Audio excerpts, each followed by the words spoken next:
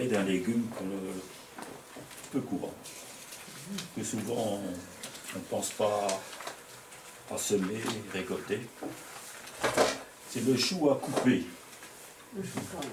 Et pas n'importe lequel. Vous allez voir dans le catalogue, il est sous la rubrique chou à couper, Rab Sima Dirapa. Qu'est-ce que c'est ce pouvoir machin? Donc ça fait partie de la grande famille des brassicacées. Dans certaines régions, on l'appelle aussi brocoletti, Sima Dirapa ou Rapini.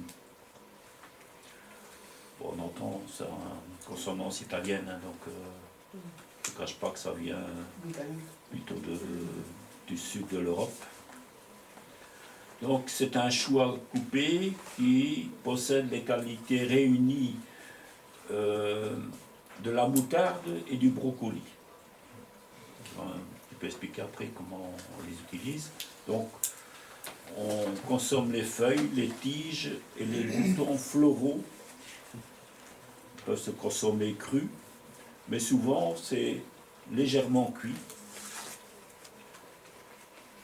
Et alors pour les gens qui sont amateurs de wok, ils seront ravis de trouver ce légume-là dans leur potager parce que ça va rentrer régulièrement dans leur composition, parce que dans le wok, souvent on met un peu de tout, on peut faire varier les goûts et on a l'impression de chaque fois manger autre chose. Donc c'est très apprécié dans le sud de l'Europe, Italie, Espagne et Portugal. Et bon, j'avais déjà essayé cette culture, j'avais semé en godet dans l'espoir de repiquer avec d'autres choux. Et j'ai constaté que très vite, ça montait à graines. Bah, c'est quand même un truc qui monte vite à graines. Allez, c'est pas intéressant. Et c'est un article qui est paru ici dans le 4 saisons, une revue de jardinage française, qui m'a remis qui m'a un peu éclairé sur la façon dont il faut le faire pousser. Ouais. Et là, ils ne parlent pas d'un chou, mais eux, ils appellent ça un navet. Ouais. Dont on savoure les jeunes et nombreuses pousses et les jeunes inflorescences. Donc, en fait, moi, j'avais l'idée que c'était un chou, qu'il fallait manger les feuilles, couper. Mais non, on consomme en fait les tiges et... Enfin, on peut consommer les trois. Les feuilles, les tiges et les sommités fleuries quand ils commencent à s'ouvrir. Si on attend trop longtemps, la tige devient plus dure. Donc la peau devient... Ben, ça devient plus dur et même lorsqu'on cuit brièvement, ce ne sera pas tendre. Et alors on va se retrouver avec des machins qu'on n'a peut-être pas trop envie de manger. Donc c'est un truc qui se mange. Donc c'est une culture rapide en fait. Et le nom Sima Dirapa veut dire en italien pousse de navet. Donc après c'est ce qui pousse au-dessus. Alors bon, il n'y a pas qu'en Italie, et Espagne, etc. qu'on a l'exclusivité de ce légume. En Chine, ils l'ont aussi développé. Et eux, comme ils sont assez amateurs de tout ce genre de choux chinois, assez tendres, et on fait plein de plats comme ça, à peine cuits, ben, eux ont aussi développé des variétés un peu moins piquantes, plus douces, et qui s'approchent peut-être davantage du chou chin. Donc, allez, le chou chinois, ouais. Donc on a les pommes, on a les cardes, on a un petit peu toutes sortes dans ces choux chinois. Donc ici, ben voilà, c'est un chou qui est plus comme un navet, mais dont on consomme quand même des choses qu'on ignore. Et c'est vrai aussi pour les brocolis. Hein. Donc Ignace parlait des brocolis à jet. C'est un peu dans le même style. Hein. Mais ça ressemble la feuille ressemble plus au chou. Et là, on consomme aussi les jeunes rejets. Tandis qu'ici, le chou à couper, le Simadirapa, c'est qu'on voit les feuilles, ça ressemble plus au navet. Donc c'est moins épais. Allez, ça a plus l'aspect de la feuille de navet. Ben voilà. Donc j'ai un peu parlé là, de mes quelques déconvenues au départ, que c'était un peu déroutant, que ça ne pousse pas vraiment comme un chou. On pense qu'on aura une pomme ou un truc comme ça, ben non. C'est vraiment ces sommités fleuries là, qui donnent aussi un bon goût en cuisine. Donc c'est un chou que l'on peut couper plusieurs fois au sommet, donc on coupe et on repousse. Mais il monte très vite à fleur. Et le but ultime, donc, ce sont en fait les inflorescences qui seront le plus appréciées, parce que les feuilles seront un peu plus piquantes et un peu plus amères que le chou. Donc ça se rapproche plus du navet et du... Ouais, c'est un petit peu... Ouais, un peu d'amertume aussi, un peu piquant. Alors ce que j'ai compris aussi, c'est que il faut le semer à des périodes bien précises, ce que je ne faisais pas attention non plus, je semais ça un peu comme les autres choux. Et il y a deux périodes, je vais en parler après, distinctes pour mieux réussir ce type de chou. Alors quand on regarde un peu dans le catalogue des fraternités ouvrières, voilà, il est marqué semis d'avril à août, de préférence en place, en pleine terre, justement parce que en repiquant, il va encore monter beaucoup plus vite. Et ce qu'il y a, c'est que ce chou-là, s'il monte trop vite, il n'y aura pas fait assez de feuilles, il y aura moins d'inflorescence, voilà. Donc, il sera moins beau et le résultat sera peut-être un peu plus décevant.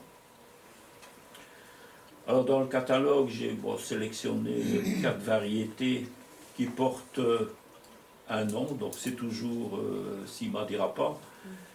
Alors, Carantina, Sexantina, Novantina, Centoventina.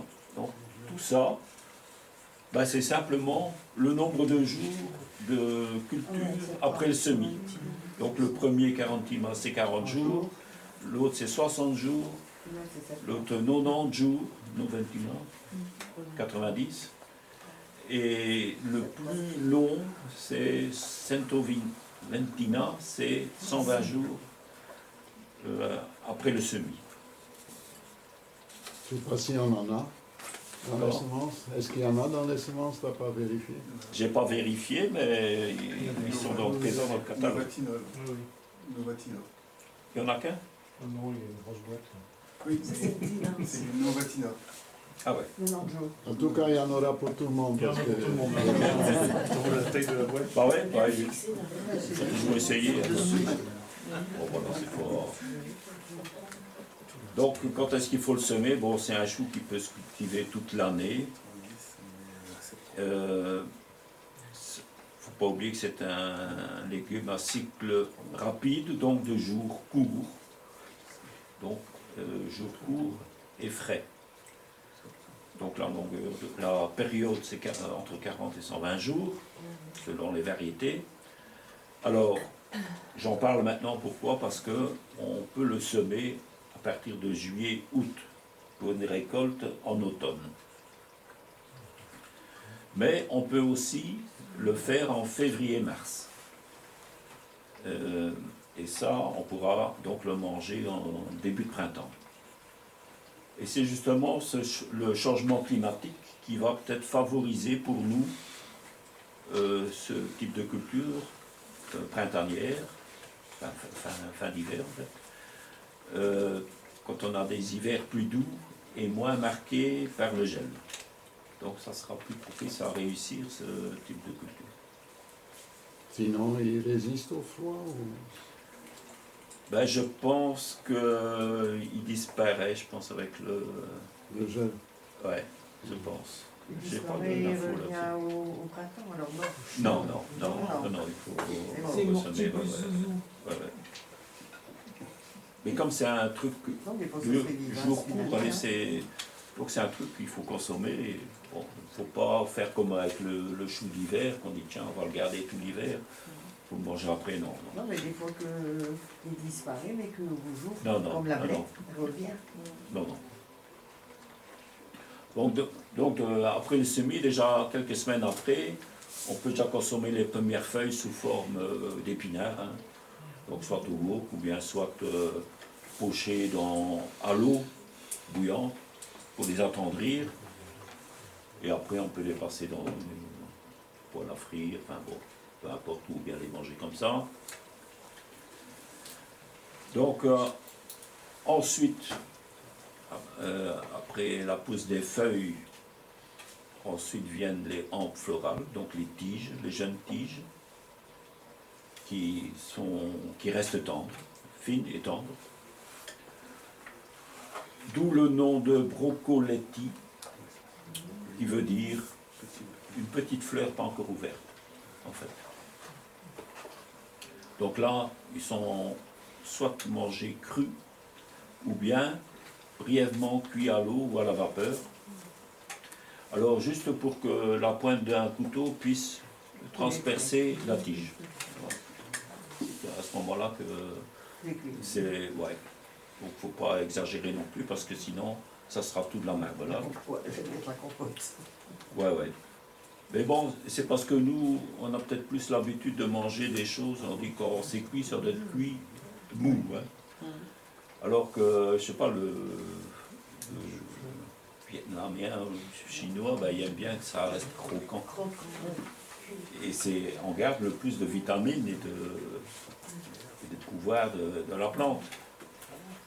Donc on a plutôt intérêt à essayer de s'habituer à ce que ça, même si c'est un peu croquant, donc si la tige reste croquante, pas se dire ben c'est pas cuit, non.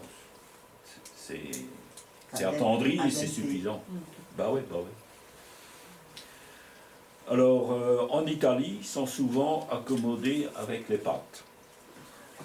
Donc pâtes, huile d'olive, ail haché, filet d'anchois et piment. Donc, on y va hein, pour donner le goût. Donc, pas oublier que ce goût amer et piquant, alors, il sera un peu caché par cette huile, l'ail et le sel de l'anchois. Alors, quel besoin nutritif au jardin? Donc, un sol frais et humide et un besoin d'eau constant. Donc, quand on a des 30 degrés, ça va être compliqué. Donc il vaut mieux peut-être attendre fin juillet, août, pour faire ça. Sauf si on a une période pluvieuse, mais je crois que ça sera mal barré en ce moment. Enfin, vous voyez, mettre dans des goulets, et des goulets dans les plateaux. Ouais. Et je vais en parler après. Donc, en fumure, il est peu gourmand. Donc, moins que le chou-fleur traditionnel que l'on cultive chez nous. Il ne faut pas autant de fumure. Bon, comment mieux le réussir? Donc, petit rappel que c'est un légume à cycle court et sobre en fumure. Il aime bien une croissance régulière sans à-coups. Donc, s'il lui manque un coup de l'eau, ou bien qu'il fait trop chaud, ben voilà, il va venir plus dur, voilà. Ça c'est un peu l'inconvénient. Donc, essayer de trouver le bon créneau et pas hésiter à donner de l'eau. Aussi parce que les alpices peuvent aussi faire des petits trous. Donc les puces de terre viennent faire des petits trous dans les feuilles. Donc ça c'est pour toutes les brassicacées. Hein. Les navets peuvent aussi être victimes de ça, ainsi que les choux en période très sèche. Lorsqu'on arrose régulièrement, ben, les alpices n'aiment pas ça, donc elles se développent moins. Donc le semer directement en place par poquet. On met 2-3 graines à une distance de 30 cm. Et alors on élimine la plante la plus faible et voilà, on peut laisser... On peut pas les mettre en alvéole? Ouais, alors, d'autre façon, on peut aussi s'aider avec des godets, des mottes pressées ou alvéoles, culture hors sol. Repiquer assez vite au stade de 3 vraies feuilles, en plus des cotylédons, et alors à distance de 30 cm. Éviter le repiquage à racines nues, car ça va accélérer la montaison en graines, et si la plante n'est pas assez développée, vous allez avoir moins de tiges, moins de hampes florales, moins de coletti, donc ça sera plutôt, on aura l'impression qu'on va manger pas grand chose. Voilà, ben, je crois que c'est un truc qu'il faut quand même essayer absolument au jardin. Donc c'est une aubaine gourmande qui prend pas trop de place au jardin, donc il faut essayer. Et je crois que c'est un légume qu'on gagne à connaître, puisque bon, on a un peu mieux expliqué la façon de le cultiver. On peut ça après quoi? Après les fèves? Peu importe, ça n'a pas besoin beaucoup de fumure. Donc, je crois que c'est plus les conditions climatiques qui feront. Ouais. Donc au soleil ou au mi-ombre? Moi je dirais plus en mi-ombre, parce que donc, à partir de août-septembre, ça sera peut-être moins chaud, donc on va peut-être chercher. Ben non, c'est quelque chose. Allez, il doit pousser régulièrement, sinon ça va échouer. Et je pense qu'il faudra choisir sur la longueur qu'il faut, le nombre de jours qu'il faut. Ouais, voilà. C'est entre 40 et 120 jours. Ouais. Donc si on prend un truc de culture longue et qu'on ne commence pas assez vite, ben, on risque de tomber en hiver. Et le contraire, au printemps, peut-être mettre un peu plus long pour en avoir plus longtemps. Ouais. Mais tout dépend, si on a du gel, voilà, ça peut aussi. Ouais. Une trentaine de centimètres entre chaque. Ouais. Voilà, je ne sais pas s'il y a encore des questions là-dessus. Non, c'est bien. Essayez, vous verrez. Elle va essayer, je vais goûter. Ouais. Moi aussi, je vais goûter. Mais bon, il faut aussi, Ça bouge, là. il ne faut pas essayer de dire, tiens, bah, c'est pas comme du brocoli, oh, c'est pas comme du cycle. Ah non, il faut Il pas. faut être un peu ouvert à ce goût-là et peut-être cuisiner d'une autre façon qu'on a l'habitude. Parce que, voilà. Elle aime bien les navets, alors elle aime bien Ouais, les choux. mais ça ne sera pas un navet non plus, ça sera un peu genre brocoli, un peu plus piquant. Voilà. Eh ben, c'est bien. Le mois prochain, Bravo. tout va bien.